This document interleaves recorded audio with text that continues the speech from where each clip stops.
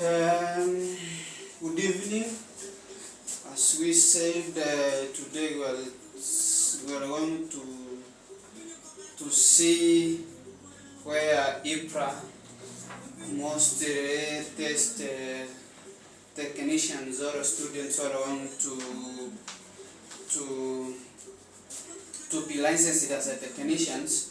So today briefly we are going to talk about class C2, mostly where ERPA test most assess areas for electrical work written and mostly oral interviews for ERPA. Before you go to be licensed as a technician by ERPA, you need to know areas mostly where they set the exams or where the question are mostly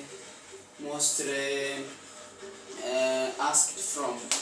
Mostly today we are going to talk about class. Mostly we have class ERPA license.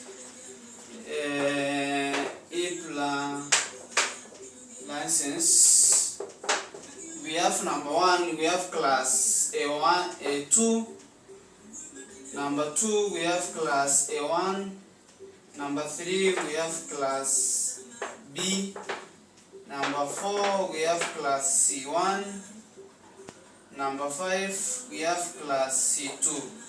But today we are going to talk class C2, how it entails and where before you go to do these exams, where you need to know mostly before you go for these exams.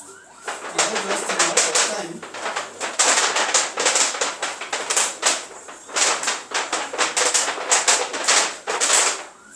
in this area, in class C2, you need, as a technician or as a student who need to be licensed as a technician, you need to know the areas of competency where you will be tested on that paper. Number 1, you need to know knowledge of national regulations, codes, and the standards governing electrical installation work.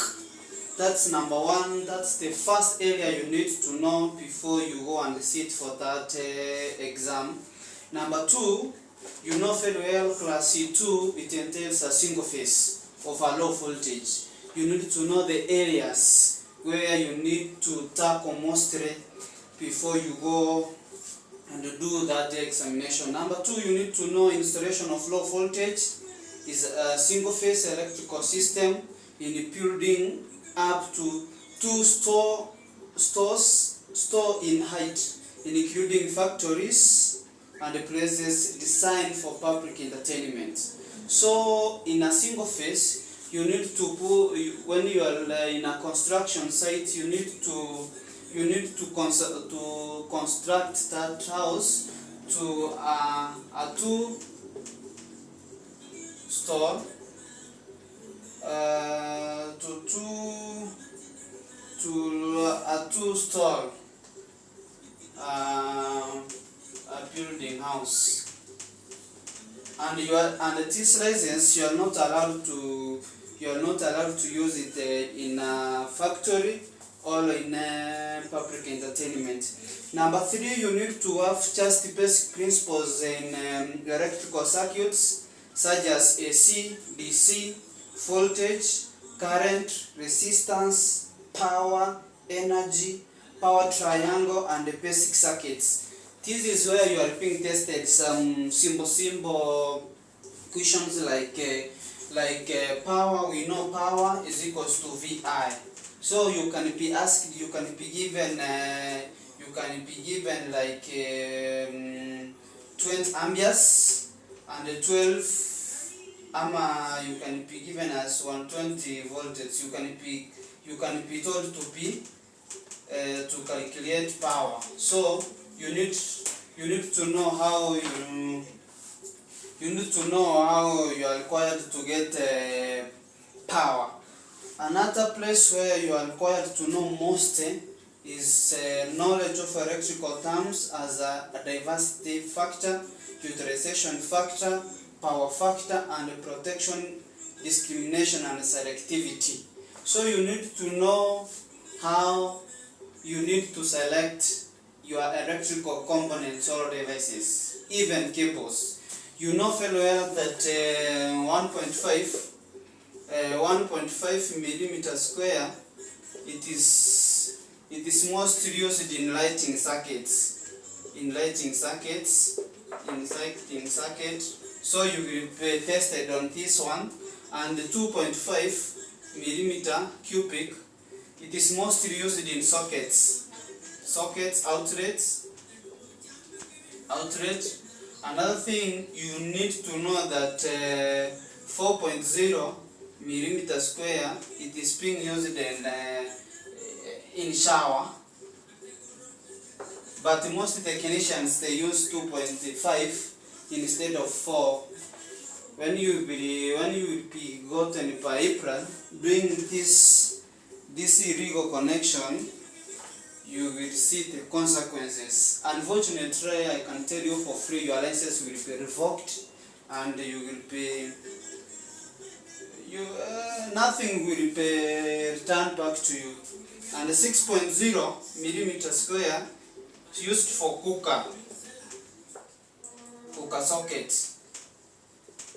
And 10.0 millimeter cubic, this is submains.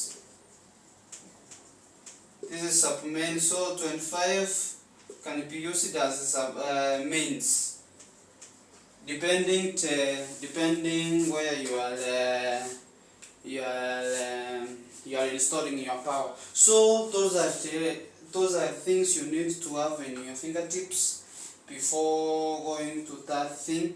Another thing you need to know is calculation of power, current, and voltage as low voltage single phase. This is what I have shown you. You will be tested to calculate. You need to know calculations of single phase. You need to know number one, how to calculate power. And we know power is measured in watts. Number two, you need to know voltage, how to calculate volts. And we know voltage SI unit for voltage is V, volts. Number three, current. SI unit for current is amperes, capital A. So those are the simple calculations you will be tested in that exam number 6 and 7. You will be asked to lighting switches, one way, two way, and intermediate switch. Here you will be tested on your competency of how to draw wiring diagram. How to draw a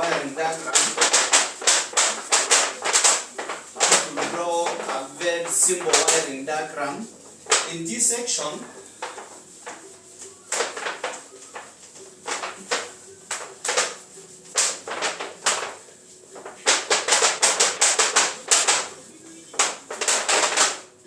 section, they will test you if you know where you are required to use a one gang, one way, a one gang, two way, and an intermediate switch. So I need to write a very simple question here so that we do as a team, and we see how this one gang or two way or intermediate switch is being used. I need to write a very simple question here, then we continue. Let me write it.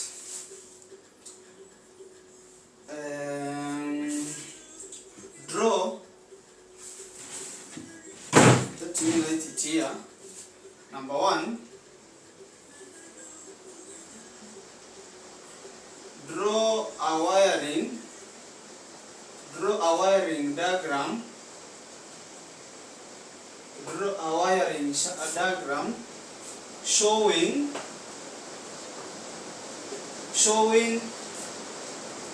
lamp L1 and L2 being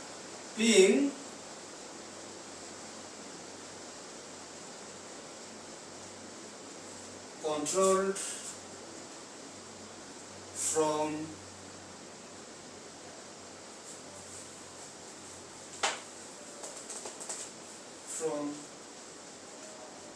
three different positions.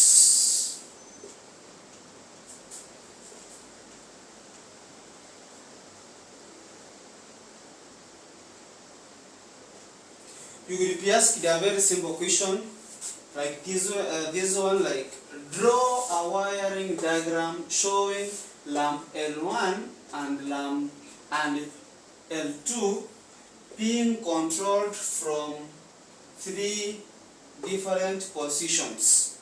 After you have been asked to draw this diagram, number one, already you need to have lamp 1 and lamp 2, as these are like our components. These are the components you need to have so that you can draw this wiring. You need to have lamp 1 and lamp 2. Number 2, you need to have a one gun, one way, one gun, two way, one gun, two way switch. These are the two pieces. Number 3, you need to have intermediate switch. These are one piece. You need to have a one piece only. Number 4, you need to have strap. We can call them chambers. All we need to have these components so that we can draw our wiring diagram. We need to have two lamps. These are the two pieces. We need to have two pieces. We need to have one gun, two-way switch, two pieces. We need to have an intermediate switch, one piece, and we need to have chambers, which are the wires which will assist us to do wiring. Let us start.